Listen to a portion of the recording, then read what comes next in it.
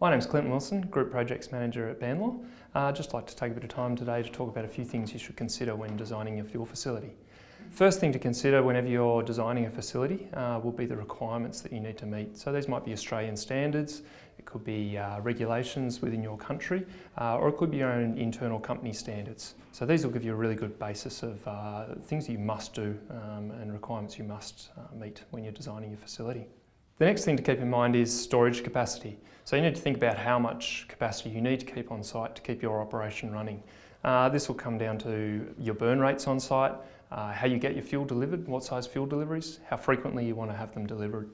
After this, you look at facility layout.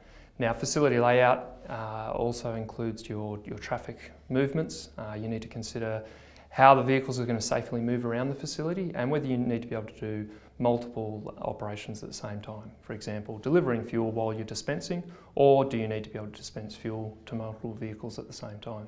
Transfer rates are the next thing to consider.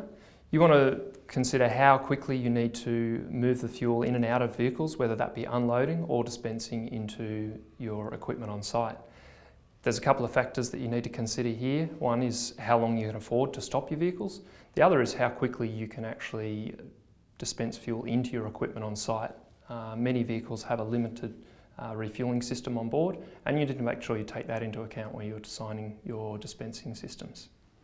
Fuel cleanliness is a really big consideration. A lot of people overlook this, but a lot of OEM equipment has a minimum fuel cleanliness requirement, and you can actually void your warranty if you don't meet those requirements.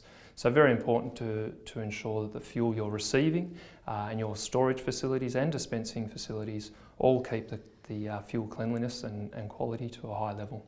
And finally, fuel security and reconciliation. So you need to consider whether fuel security is a problem for you. Do you have remote locations, or do you have a theft issue on site, or loss of fuel? And reconciliation, again, big one, particularly if you've got things like fuel tax credits.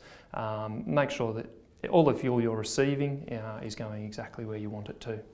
Here at Banlaw, we've been designing fuel facilities and fuel systems for decades. So if you're thinking about designing a new facility or upgrading your existing facility, please feel free to give us a call and we'll be able to help you.